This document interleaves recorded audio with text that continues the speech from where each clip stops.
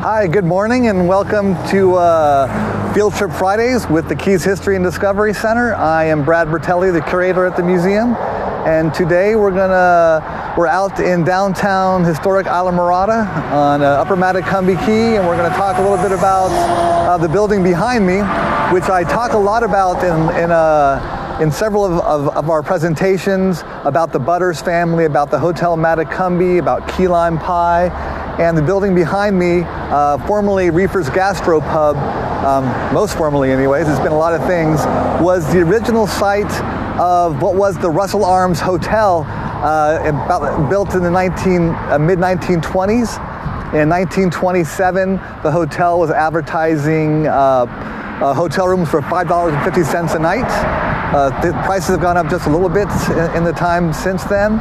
Again, if you have questions as we get rolling on, feel free to type them in. We're operating with two phones today, so we can read questions. And if you have something to ask, please feel free. Otherwise, I'll get back to you once we wrap up here. Now, a couple other features at this site. Behind me, what I'm standing on is what the locals refer to as the Old Road, and this is the original path of the first overseas highway that opened up in 1928. It runs the length of Upper Matecumbe Key. There's also a long stretch of it on Plantation Key and on Windley Key. But back in the railroad days, this would have been the highway, and then kind of right behind the camera, between where I'm standing and the overseas highway, would have been the location of the Matecumbe train depot. There were two train depots on Upper Matecumbe Key. The Islamorada depot, which was where we were 3 weeks ago, kind of in the area of where the Islamorada post office is. Fancy camera work going on today. Where the Islamorada post office is. And then the Matecumbe depot, which would have been located here across the street from what was then the Russell Arms Hotel. And that was sold in 1931 for $80,000, which was a pretty steep price tag during the Great Depression years, to Ed and Fern Butters, who had formerly been at the Key Inn up in North Key Largo, who had survived the 1926 Miami hurricane and several other hurricanes in 28, 29. And then they sold their property to Mabel Harris. And then they moved down here to Upper Matecumbe Key and purchased the Russell Arms, and they renamed the building the Hotel Matecumbe or the Matecumbe Hotel, kind of depending on which side of the building you were looking at. If you're looking straight on at the whatever the thing that says the name on the front of the building, the sign said Matecumbe Hotel. But on the side of the building, it would have read Hotel Matecumbe.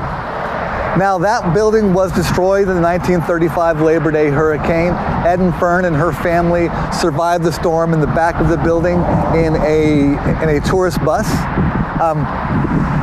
And then after the 35 hurricane, when this area was largely just wiped clean off the map, Ed and Fern had enough of South Florida, they had enough of hurricanes, and they headed first to Ohio and then to Long Beach, California, where I was born, by the way.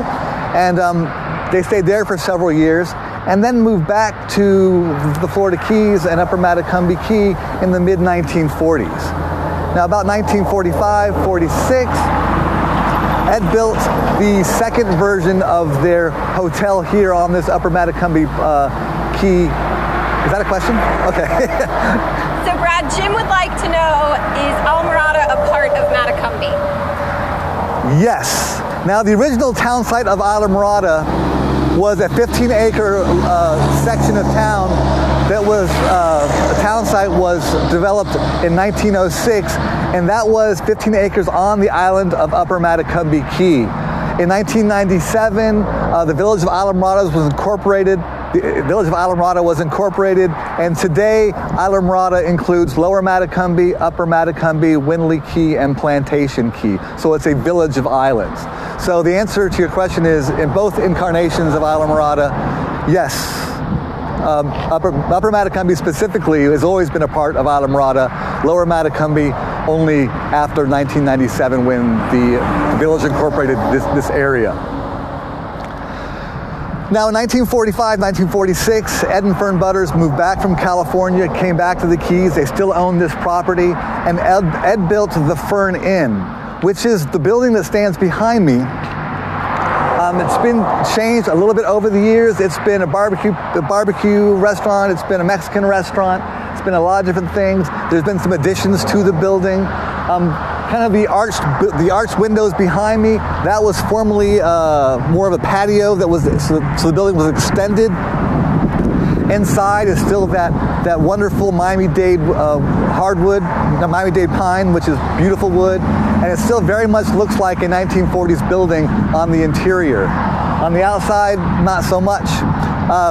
The Butters would sell, or actually Ed passed, and then Fern in about 1975, or 1969, 1968, somewhere in there, sold their building to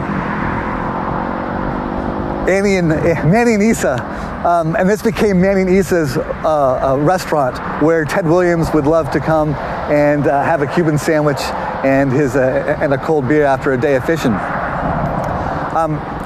Fern Butters would only partly retire. She would actually go manage the restaurant at the Islander Hotel for several years before she would pass in the mid-1970s. This building has been, I do talk about it a lot. It's a really historic location. A lot happened in this area of Upper Matecumbe Key and Islamorada during the 1935 hurricane. And this was, for a long time, the center of Islamorada.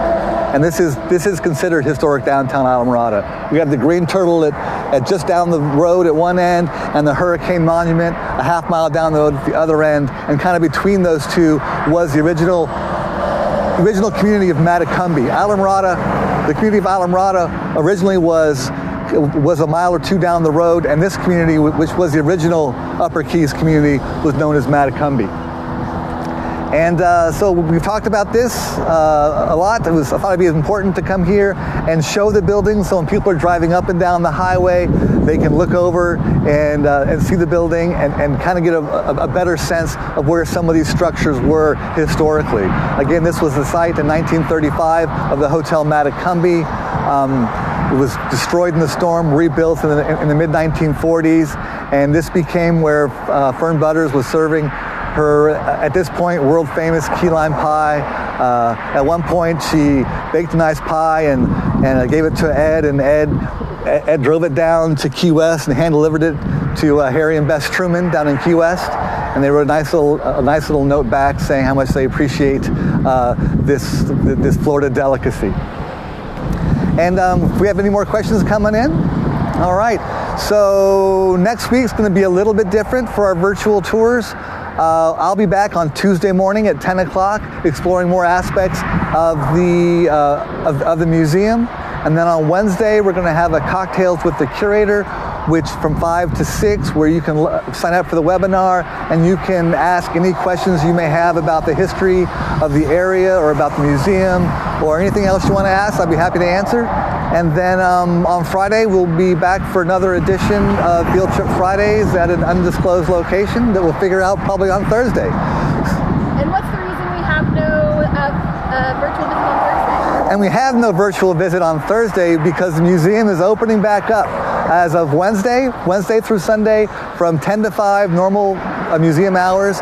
So we're not going to compete with our virtual tours when people can actually come in and see the great things we have to offer at the museum for themselves. So we're looking forward to getting things back to a sense of normal and having our museum back open. It's a great place to come learn about so much Florida Keys history, and we've explored a lot of it during these virtual sessions, but there's so much more to learn. Yes, Aaron? So Brian would like to know, is Cocktails with the Curator, which you mentioned for next Wednesday, is that a presentation or is it a question and answer? It's an hour-long question and answer. I will fill the gaps with conversation about historical things, and then people who sign up it's an interactive, so you can ask your questions live for an hour, and I'll do my best to answer everything that I can. If I can't answer the question, I will look it up and get back to you at a different time. But so that's going to be Wednesday, and then Thursday you'll have to come to the museum itself and visit if you can. If not, Friday, we'll be back along some historic location in the Upper Keys talking a little more history. All right, so thanks for tuning in, and we will see you Tuesday morning. Have a great weekend. Thank you.